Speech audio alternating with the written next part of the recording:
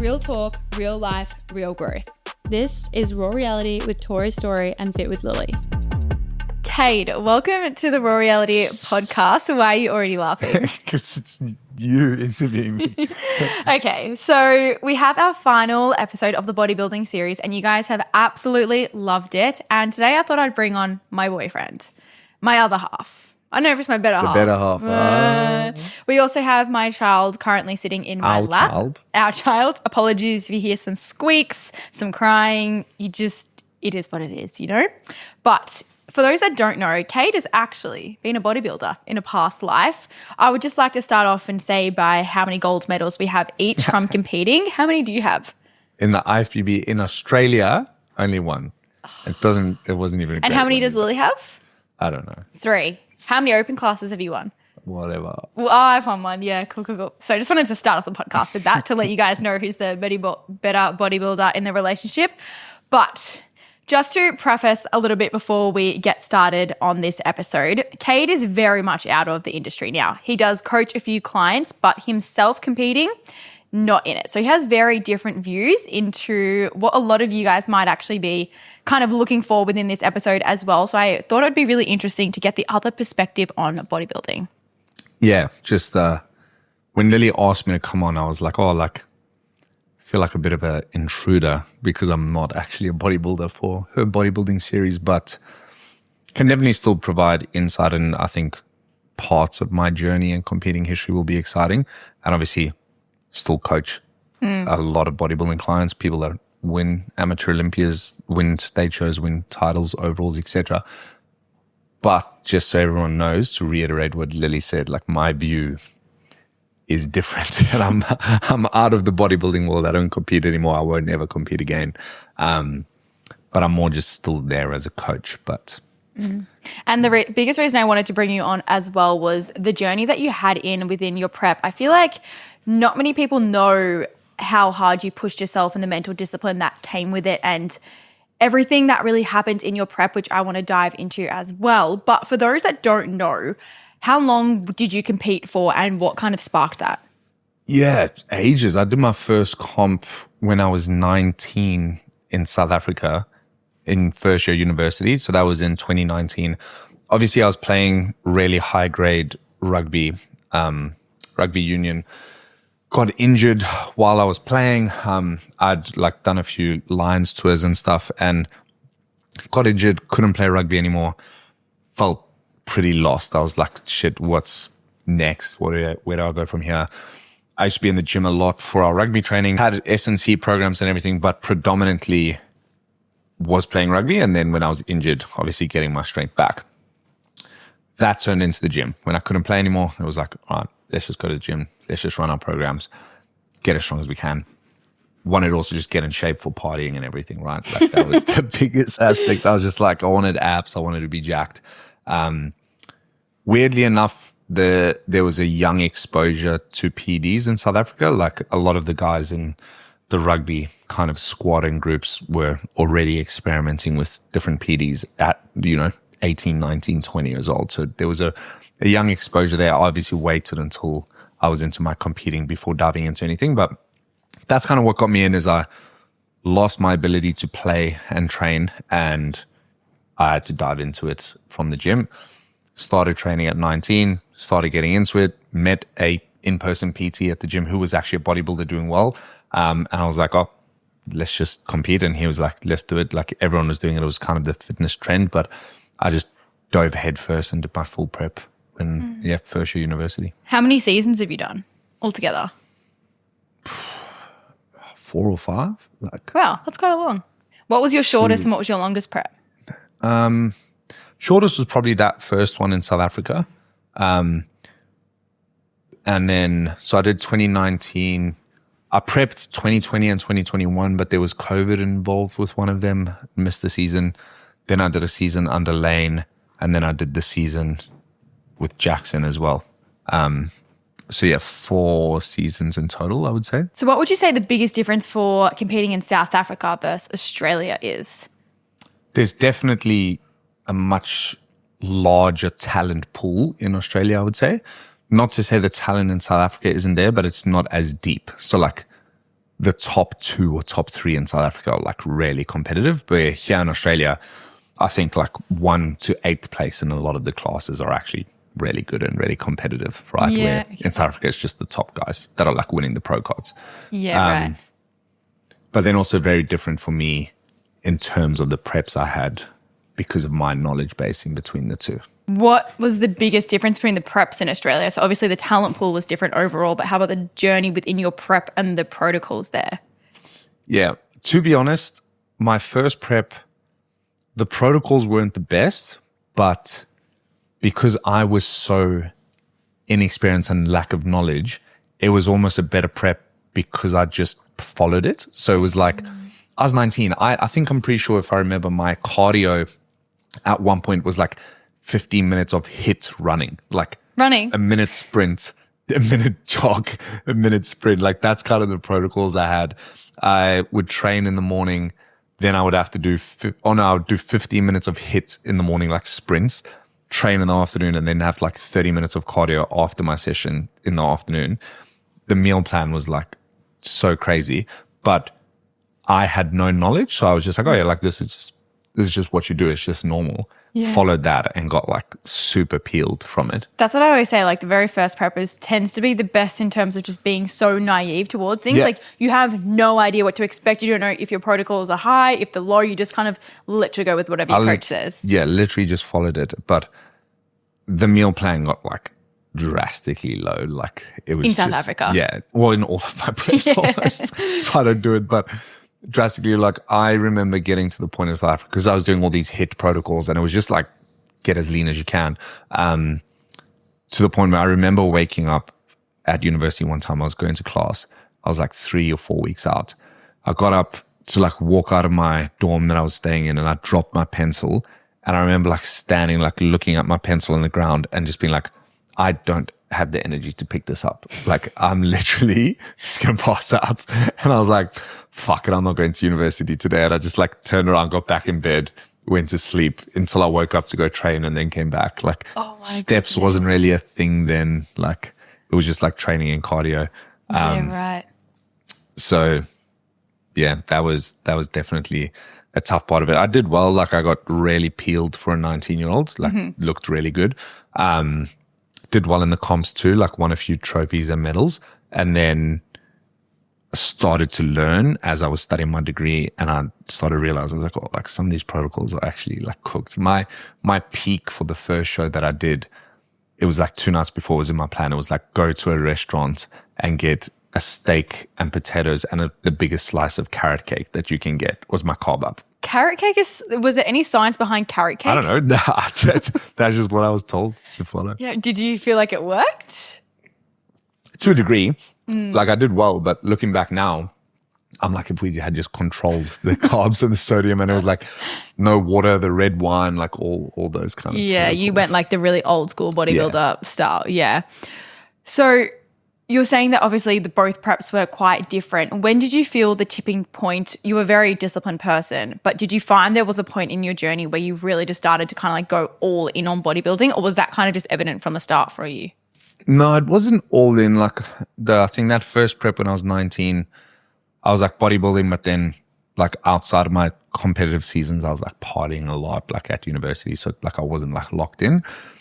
Moved to Australia, and I think that's probably where I isolated myself into the bodybuilding world when I moved here when I was 20, because I didn't know anyone. I didn't have any friends. All I knew was how to train, how to go to the gym, how to look good, right? So very quickly isolated myself into that. I'm actually extremely grateful for bodybuilding because I think it taught me so much. It gave me a name in the industry. I met so many people. I got so much discipline, knowledge, like everything from it. So when I left, it was actually hard, and I don't have any regrets for bodybuilding. But yeah, that's kind of when I went all in, was when I was 20, and it gave me a lot. And and yeah, when I was 20, it kind of gave me a lot, and it was all I knew. And that's when I dove fully into it. Like my whole life was live and breathe and be this bodybuilder. And like I had a lot of people meeting me, seeing I was only 20. I was like pretty big, and they were like, you're going to kill it. So like that kind of egged me on, like when people just blow smoke up you, right? I don't think is beneficial. It's actually negative.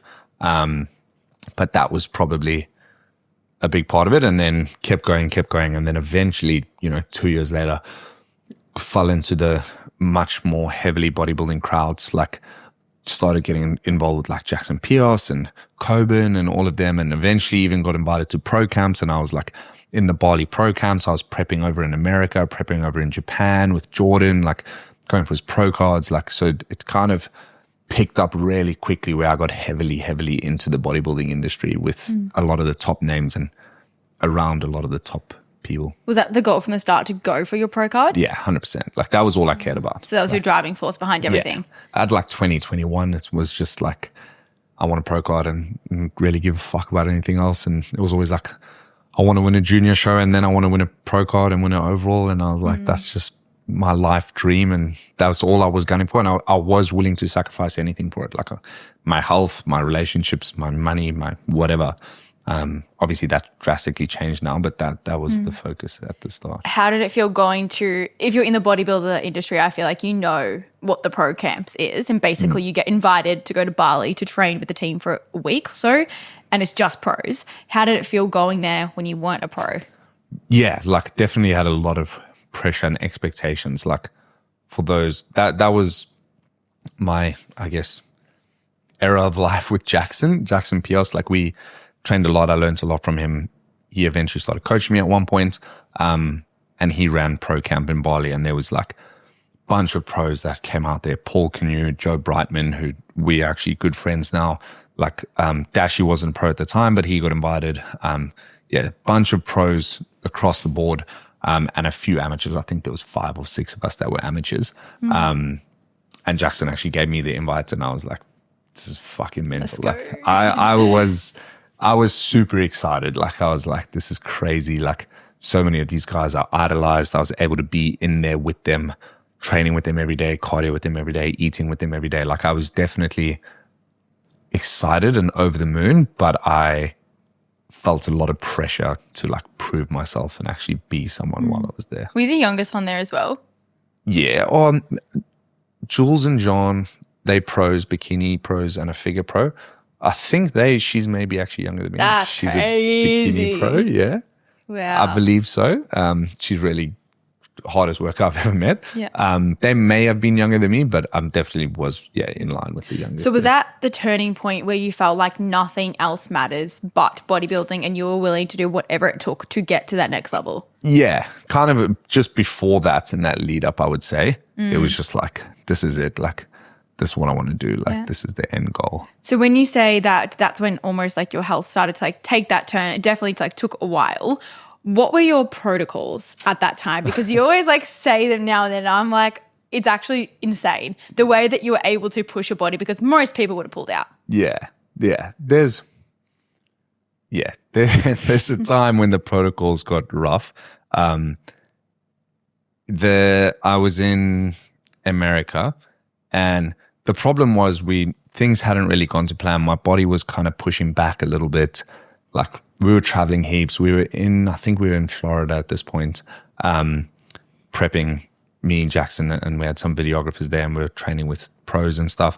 But I wasn't ready. I wasn't going to be in shape. And we were of the mindset where we were kind of like, that's why I keep saying we, like it was mutually agreed on. Like I don't want anyone to think I was poorly decision or anything, right? Like, and you and your like Kibo like extremely close good now. Friends. Yeah, I was a grown up, and we were just like, fuck it, we got to just get the fat off. We're obviously on PDs, like running tests and stuff, so like risk of muscle loss isn't there as much. And he was just like, fuck it, like we got no choice. And we did 2 hours of stairs a day. So I was doing 2 hours of Stairmaster a day, 0 carb. At one point we were like 0 veg as well. It was just protein and little bits of fat. And that was it. I reckon it was like 1,000 calories. It was like egg whites in the morning with spinach. That was the only veg I had. Then pre-workout was 50 grams away. Post-workout was 50 grams away. And it's just with water? Yeah, just with water. And I used to mix it into like a little sludge and put it in the freezer so that it would like kind of freeze, and then just eat it like that. My heart like breaks you. I can just imagine you. After like 2 hours of the stairs, I was like crying. And then the after that, it was like chicken, I think, and maybe some green beans. I can't even remember if I had that. And then it was another egg white meal after that. And that was it. And I was like 110 kilos, 2 hours of cardio. We would train for like 2 hours back then. Like our sessions were just hectic. Everything was just like full red line, balls to the walls. Started to work, but then body started to kind of work against me. And how long do you do that for? Oh, that was for ages, like 4 or 5 weeks. That's crazy. And then that's when things kind of started to go downhill. This was obviously my last prep, and I like started throwing up blood. I say that so casually, but and this was in America. Yeah, we were in Florida quite regularly, but the other guys with us were prepping as well. So like everyone still needed to kind of do their shit and like not worry too much about me. So like took a few days rest, had a little bit of food, like didn't really help. So we were just like, fuck it, like keep pushing through. And it was mainly at night that was happening. And eventually it just got real bad. Like I just woke up and it was like projectile vomiting and like blood and everything. And like couldn't really move, was super weak. And we were like, oh fuck, like this is no good. Got to go to the emergency room. But the other guys still had to go do their cardio. So it was kind of like, okay, you guys go do your cardio. I'm just going to Uber to the emergency room. Did anyone like feel like taking you? Or was it just kind of like, you're like, oh, I'm fine. Like I'll just take myself. It was a very tough mindset back then. Yeah. So it was like, nah. So I just Ubered to the emergency room. And basically they like checked, obviously we were running like Cade and stuff. So like heart rate was pretty high. Checked bloods, checked everything. And essentially the doctor came to me. It was like, man, like you've gone so far into ketosis. This is what he said, the doctor. I haven't actually researched this, but he was like, you've gone so far into ketosis that the ketones are kind of like leaking into your bloodstream and it's like you're going downhill, like it's not doing well. He was like, but it's pretty fixable. You just need to eat. Like, that's it. And he was like, you need to eat and like not train and rest. And I was like, nah, fuck it. I'm in prep. Like, can't eat. I need to check with my coach if I can have this sandwich or whatever. So I like message him. I was like, oh, can I eat this? He's like, yeah, like just do it. Imagine being in hospital, projectile vomiting blood, your heart rate's through the roof and you feel like you can't move. And they're like literally saying, all you have to do is eat and you're going to feel better. And you're like calling your coach being like, is it okay? Yeah. So that's kind of the depths of the protocols, right? Is that we had like 2 hours cardio, 2 hours training, like 1,000 calories, no carbs or anything. And PDs were quite high at that point. And just started going downhill, and then we rested after that. This was prior to pro camp, actually, if I recall right. I can't recall 100%. I think this was prior to pro camp. This was 2024 in April or Feb? That's when pro camp was, I think. Yeah, okay. I think this was before pro camp, yeah. I'd shaved my head. I was like going all hardcore. Took a break after that, then tried to get back into the prep, and that's kind of just when things weren't really going our way. So you tried to prep again after? Yeah, and then ended it after that. Yeah. Never prepped again. Looking back, what were the biggest red flags that you felt like were kind of alarming at you but you constantly ignored? Probably just that the body wasn't in a position to go through with the prep, and that those protocols were unnecessary, would be the biggest aspect. But we were just so set on the goal of like all getting our pro cards at the same time that it was like, fuck it, like just do whatever you can. So realistically I should have just like stopped, taken a long time, got healthy, got off everything, eaten food, recovered, and then when my body was in a good position, start a prep from there. What was going through your head at the time as you were kind of coming out of that, I guess, negative experience within America and going back into another prep? Were you mentally saying like, fuck it, like I don't care what's happening to me, I'm just going to prep and get this pro card no matter what? Or were there starting to be lingering thoughts of you thinking, okay, I don't know if I should do this, but the pressure around you felt like you had to? There was definitely lingering thoughts there. I wouldn't say it was the pressure making me feel like I had to. There was a little bit, but it was more this mindset that we had developed throughout like the different camps of like, just get the job done, kind of like just finish what you started. And like I also felt a slight sense of like that I had to prove myself, like almost that I was a failure for not finishing and doing well in the others, especially when everyone else did do so well. So there was a part of me that felt like a bit of a failure, like I had something to prove. And then there was also the part of me that was starting to fall out of love with it, start doubting it, start deciding if bodybuilding is the right thing for me and prepping and stuff.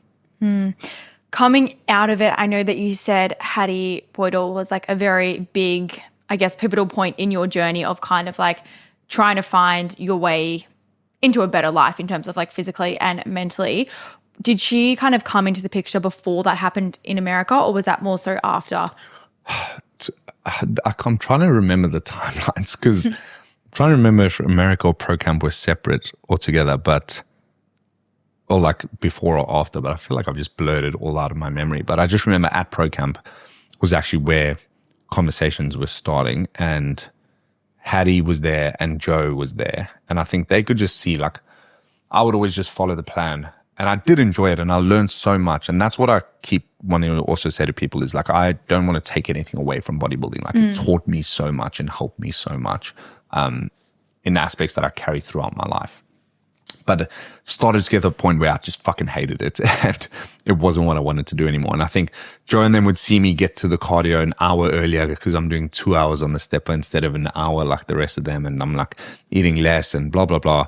And eventually Hattie pulled me aside and she was like, Cade, I knew you before all of this. And she was like, you're not the same guy anymore. Like you're so miserable. Like I haven't seen you smile. You just like locked in, work hard, like blah, blah, blah, blah. It's just like, I haven't seen you smile or laugh or anything like you used to. And then Joe as well, eventually, Joe Bryman was like, man, like I'm a pro. It's so not worth it. Like you don't have to be doing all of this to get it. And he was like, once you get it, like it's not anything crazy on the other side kind of a thing. And that's kind of where I started to realize like, oh, maybe I am losing myself here a little bit. And there was a time when my grandpa sent me a voice note as well after a combo call we had. And he was like, oh, like you just don't sound that too happy, like on the phone, like just want to make sure you're okay, like blah, blah, blah. And that's where I started to think, oh, like I'm all in on this goal and I think it's the right thing. Those closest to me that care about me are starting to notice that I'm losing myself, I'm losing my personality, my happiness. Like, what's the go here? I was going to say, do you feel like your personality changed? What was the biggest thing? Was it literally just your happiness or like the way you treated others or? Everything, I would say. Even just the way I perceived other people. Like, back then I would just perceive everyone as like lazy and not trying hard enough and not locked in. Like, I still have an aspect of that, but it's like, I just saw everyone as inferior, I guess, which is not a good mindset to have. Like it's definitely this negatively superior mindset that we developed, or I developed, which I didn't like about myself. And that's kind of what I changed and fixed coming out of it. Having conversations with Emma. Well, like if you guys don't know, I met Cade through Emma, who was like Cade's close friend. And she always said that like you would have not dated Cade if he kept bodybuilding. She was like, no way. He was a totally different person. And I can just imagine with your temperament now in comparison to back then. Oh my goodness, there's no way. Yeah, it was not fun. You could probably go back and find some of my old Instagram posts and I'm probably just telling everyone how lazy they are. I literally remember you specifically, like when I followed you through that period, just like as an outside person, but like the rants that you'd go on your story, probably because you're just sick of other people and their behavior. Yeah. What did the people who were like tell you to implement to help get you out of that mindset and back into, I guess you would say, normal life? Hattie pushed journaling on me. Like she was a big one that pushed journaling on me. I always thought journaling was a bit gay, but I was the guy that I was like, oh, fuck it. Like if she's saying it, world champ, good friend of mine, maybe I should try. Jackson was actually big on journaling as well. And eventually I just gave it a crack and actually started to feel better and actually found myself writing. And I was like, this is actually beneficial. And that definitely helped me start to just get more clarity on my head and what I wanted. And then I actually had a really good conversation because now, right, so you can obviously think, I've gone through these preps. I've won in South Africa. I won the South Australia Juniors bodybuilding. Not very good. I definitely wasn't in shape, but hey, I won gold, South Australia Juniors. And just to clarify though, I remember you saying that you didn't post about that at all. No. It was literally like, won, but that wasn't a pro card, so it didn't matter. Yeah, I didn't post about it, going to do it or anything, or me on stage or anything. Wow. I was also a little embarrassed about the physique because I knew I wasn't as lean as I should have been, but we won. So I won gold, South Australia Juniors. Had done another prep. That's kind of the one where I got sick. And now I'm at the point where I'm like stopping bodybuilding, but I've been a bodybuilder for like 4-5 years, right? So I fell into this losing my identity aspect, and I was very scared to quit bodybuilding because I was like, everyone only knows me as Cade the bodybuilder. Everyone only respects me because I'm a bodybuilder. I'm big, I'm jacked. Like, I'd lose all my coaching clients. I like, no one's going to listen to me. Well, who the fuck am I if I'm not bodybuilding? Like, I fell into that trap of being so scared to not bodybuild. I had a conversation with quite a few friends. Joe gave me some good insight and advice, but also Taylor Crabtree. I had a call with him because we were just friends and he was coaching Emma. And he was like, man, like you can still be in the industry and still be respected in the industry, not as a competitive bodybuilder. And he was like, you would probably be more respected as a coach, doing well. And eventually I was just like, fuck it. Like, I'm done. Like, I'm just not going to bodybuild anymore competitively. I think at the back of my mind, I still had a thought of I could always come back. But he helped as well, like just switching my mindset to realizing you can still be in the fitness industry and even in the bodybuilding world, just not as a bodybuilder. And you won't lose your identity. You'll probably build a new identity, but you will still have respect in the industry, because that's what I was most worried about. Do you remember like a specific point that happened? Yeah. Or was it just over time? No, it was kind of within like a week period, I would say. I was still in Bali at this point and speaking to Taylor on the phone and speaking to a few others, like just messaging back and forth. And I was just like, fuck it, I'm just going to make the call. And I did. And that week, body weight just started dropping, inflammation just started dropping, stress just started dropping. Like, I felt like a whole weight was just off my shoulders by me deciding I'm not going to compete anymore. I told myself I didn't really have to post about it, that I'm stopping, but it was like those closest to me knew and my friends knew, and I told them. And it just felt so good to not have that pressure on me.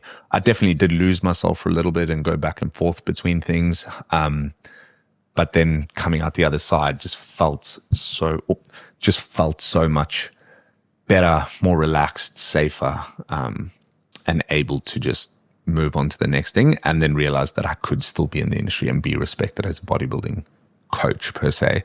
Now, obviously, I'm even slightly removed from that aspect, but I see more as the business guy, and Fit with Lily's boyfriend. But yeah, definitely was still respected as just a coach in that period. How common do you think that kind of experience in terms of the way that you push yourself is within the industry? Massive.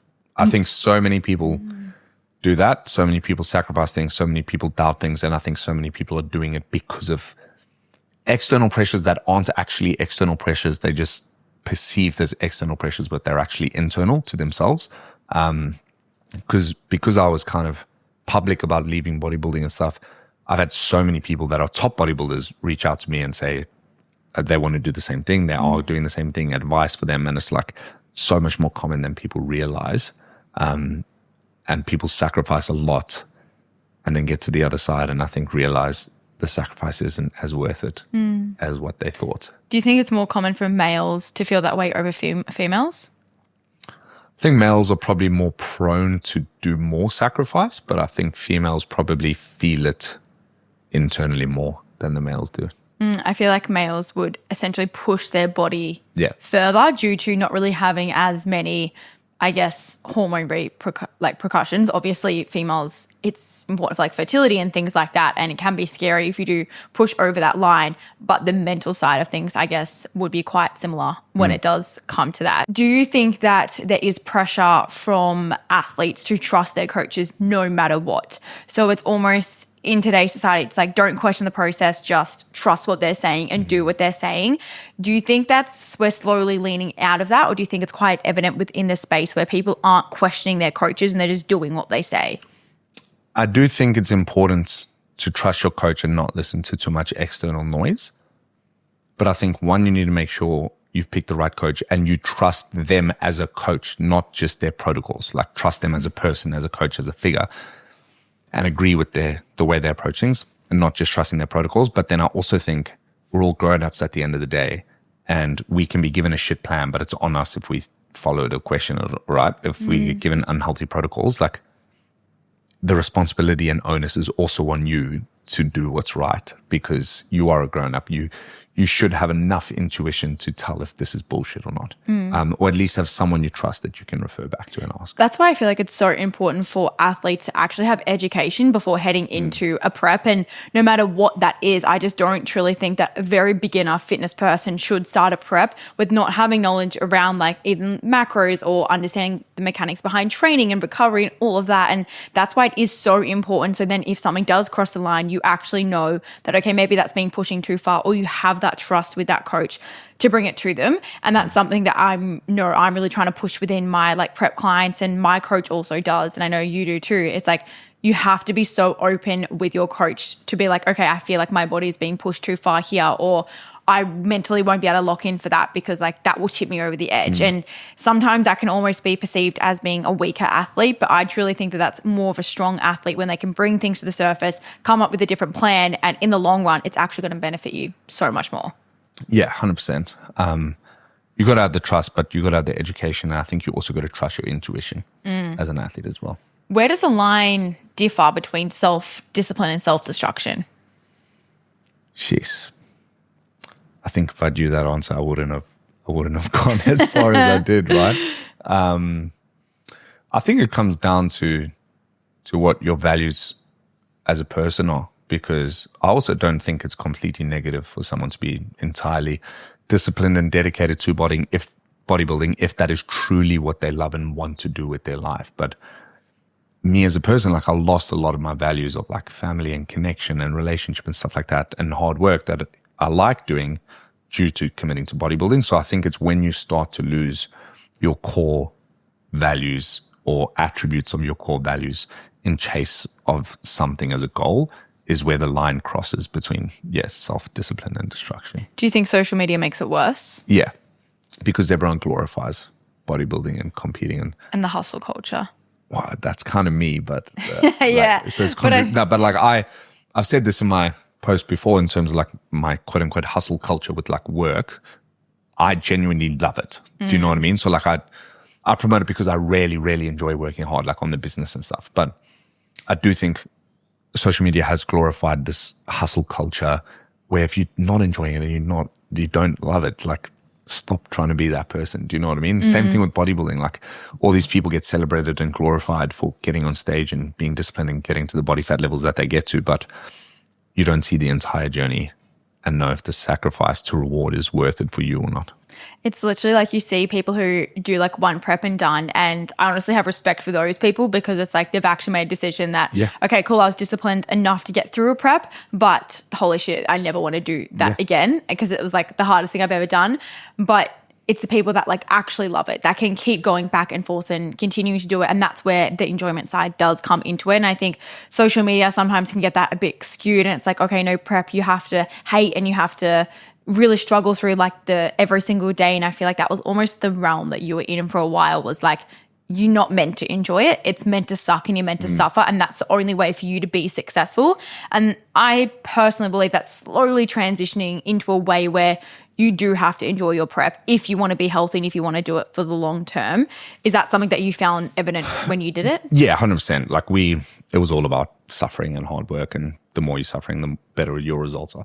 And sometimes that is true, right? But I think a long-lasting athlete's journey and prep is more important now. Like now, obviously shifting more to the coaching side and us having coaching together and prepping athletes together. And like your girls have done really well. Like I just had Ruby win the Amateur Olympia bikini title, like for her class. Like our athletes do really well now, but they're doing well for like 2, 3, 4 seasons and like long-term athlete development. So I think it's important to prioritize the athlete's long-term development, enjoyment, and actually lifetime in the sport over just one quick season, right? And it's like we want to build those habits.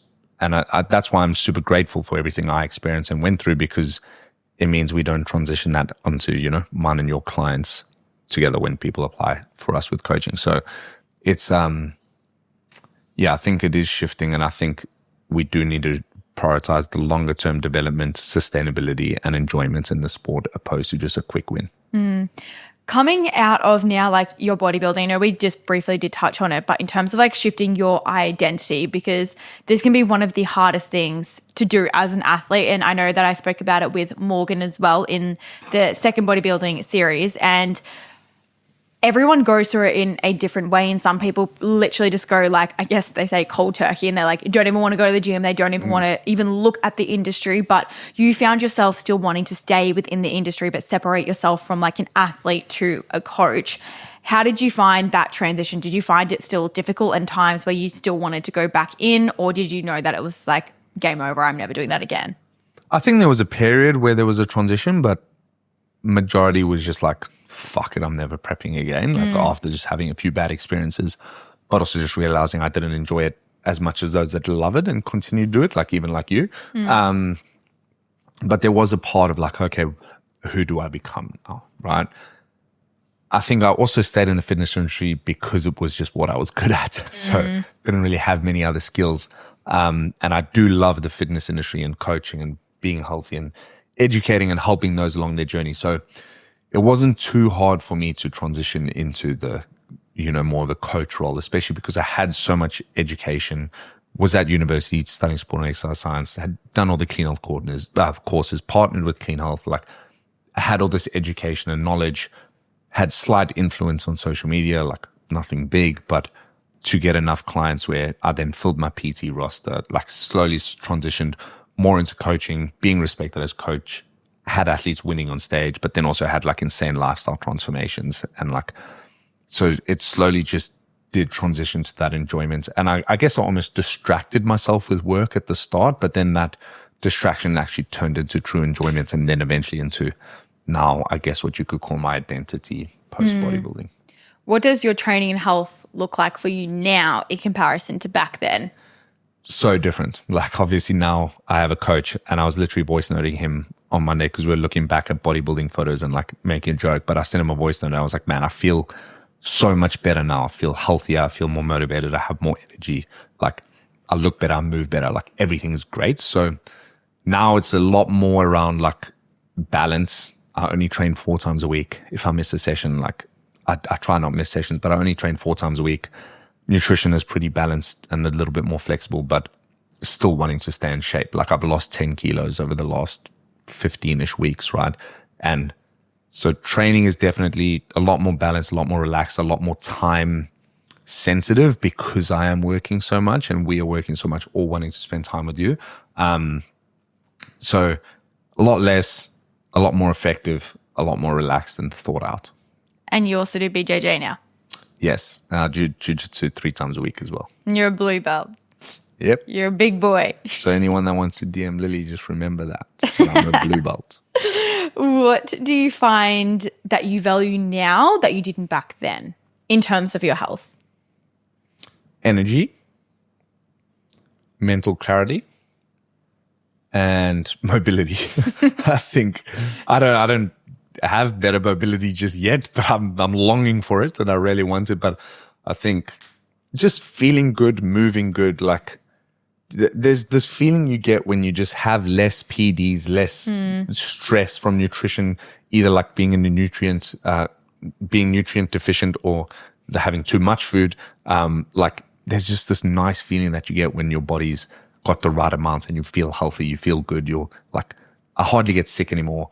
I hardly get anything. I have no real skin issues, no real any issues. Like I just feel good, feel healthy. And I think that's probably the major benefit that I look for.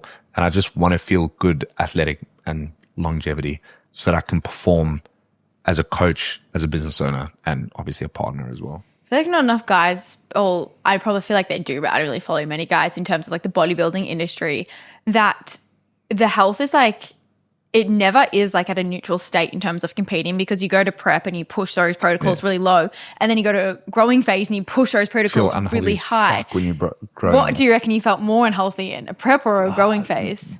To be honest, probably equal for me. Like when I was at my peak, like 118 kilos, like breathing was hard, tying my shoelaces was hard, like walking around was hard. Like you just don't feel good or healthy. But then also obviously when I was throwing up blood, like I didn't really feel healthy there either. What was your highest calories you got to? I think 6,000.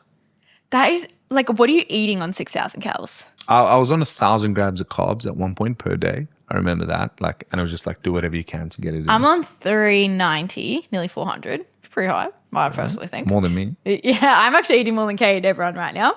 And I feel it. But anyways, what are you eating?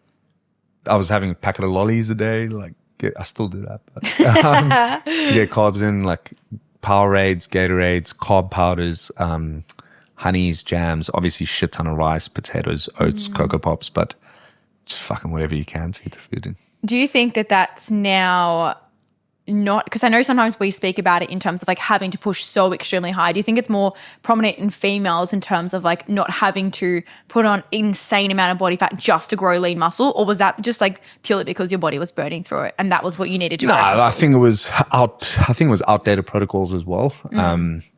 I don't think you need to put on insane amounts of body fat to build muscle. And the science proves that. Like you don't need that much of an energy surplus in order to build muscle, as long as everything else, your nutrient partitioning, your training, your progressive overload, your recovery, as long as all of that is dialed, you will be positively gaining muscle tissue. So I don't think it's necessary to go so far in these surpluses where people are getting fat and then just needing to cut harder, which they then lose muscle in that cut that they need to be more aggressive with because they put on too much body fat. 100%. I feel like that was me in my last prep, just looking back slightly. How does your experience change now the way you view coaching? So do you find you coach your athletes differently due to your prep? I think so. I would like to think so. I think a lot of my athletes, I have built personal relationships with them. I care about their journey as a human, not just as an athlete. I want to give them as much knowledge as possible. I want to make their preps as enjoyable as possible, but also give them the traits of discipline, compliance, like long-term vision, long-term gratification. Like I want to give them all of that, those tools, that knowledge to give them the best preps possible. So I think I'm able to, instead of just giving them a, meal plan and training plan, I can actually help them through those preps and develop them more as a person throughout their preps, not just an athlete, which I've seen great success with. Like I've got heaps of now even just people in overalls and gold medals as competitors, both bikini, wellness, classic physique, men's physique, like RCN, IFBB. Like I've now done it all. I wouldn't say I'm, the number one prep coach in Australia. It's definitely not, because I really don't focus on it. But I feel like all the athletes I work with make great progress because we're looking at them as a whole, as a human, not just as a once-off athlete on stage one day. Yeah. If someone is looking to compete, what is the first conversation you normally have with them? Normally around all those other things, like what's their relationship like? Why do they want to compete? Is it just for social media, or like what is their reason why? Finances, it gets really expensive. Coach, food, prep, entries to shows, travel, everything. My one like thing that. is if they can't, they're like, oh, your coaching's too expensive, but I really want to compete. I'm like, if you can't even afford a coach, you're not affording competing. So yeah, it's normally that, just where they're at, what their goals are, why they want to do it, where their relationship with food, training, etc. is, what life events they have coming up. If it's all a good fit, obviously we can fit around all of those things easily. But just having an open conversation with them to ensure that they are ready for the commitment. And if what advice would you give for a first-time competitor? Do your research, pick a good coach, make sure you know your reasons why for doing it. Understand that it's probably going to be harder than you think. A lot harder. Yeah. But some people are fine in prep. Yeah. For example, one of our clients and coaches, Lucy, she's just a bubbly personality and she's just thriving right now. Same as my first prep with Ruby as a junior. Like everything just went perfect. Like everything was just moving. Food was relatively high. Like she did have to push a little bit, but so cruisy. No issues, no speed bumps. Won 4 gold medals in her first ever show. Was in the overall first ever bikini as a junior. Like just cruisy as fuck. But then her second prep was hard as fuck and we had to dig.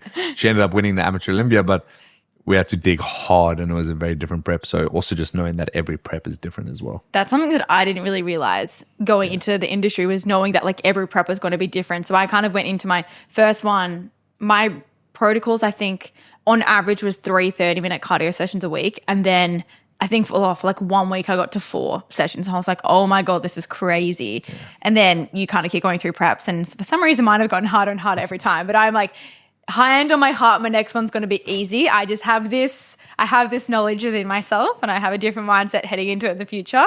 But I think that's the biggest thing as well, is like every prep is going to be very different. I have some quick fire questions to finish off the episode. If you had to eat one meal for the rest of your life, what would it be? Steak. Just a steak.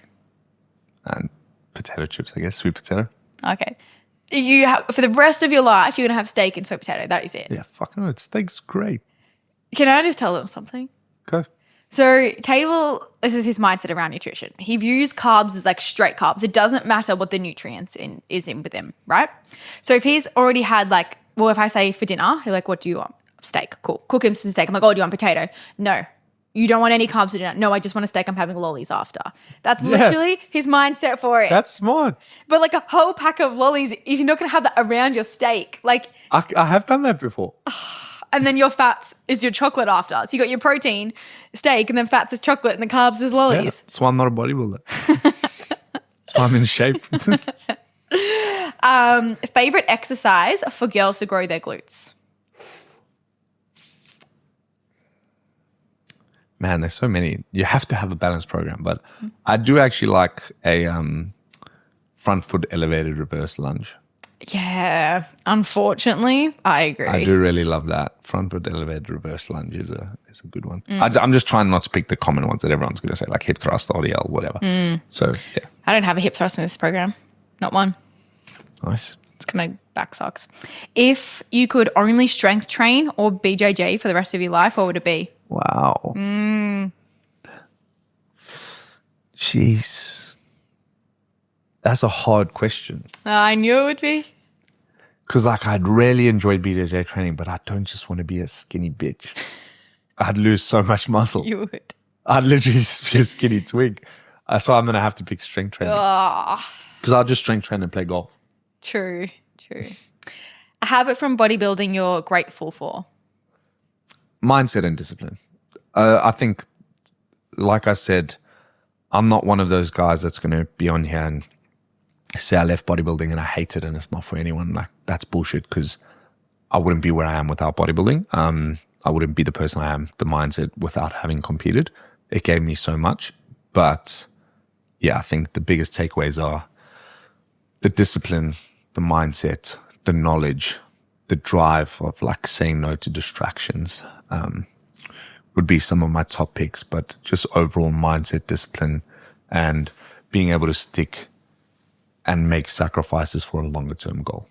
I feel like you're very good at like when you want to lock in, you lock in. Yeah. Like, I think I learned that from preps, I guess. Yeah, that's what I was going to say. Because you'll see me, like I'll just not give a fuck, eat whatever I want, like not track food, like don't really care, stay in good shape because of just from a knowledge aspect. But then when I'm like, oh shit, okay, I got to lock in, I'll just like flick the switch and it's just like 12 weeks, I'm just on, lose 10 kilos. Like literally, done. Yeah.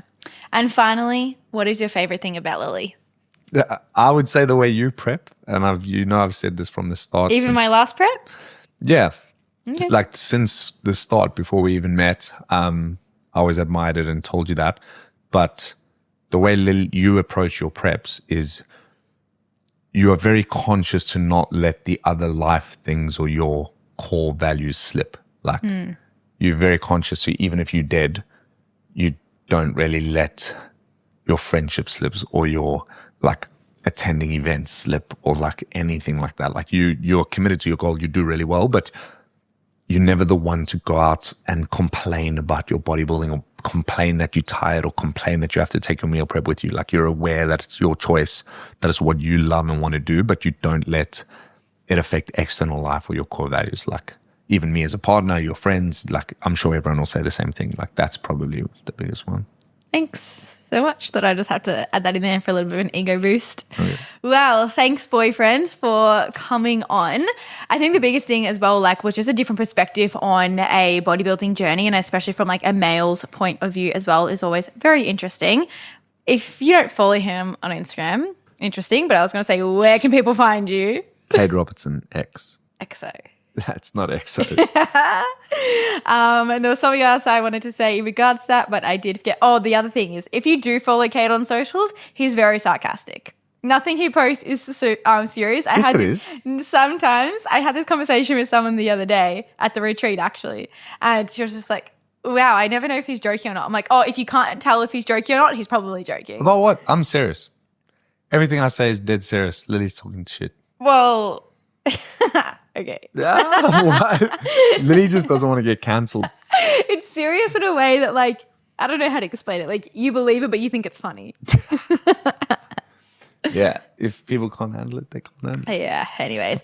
All right. Thank you for tuning into the bodybuilding series. That was the last episode, which is very sad, and we may have to bring it back in the future. Should we give everyone a discount code?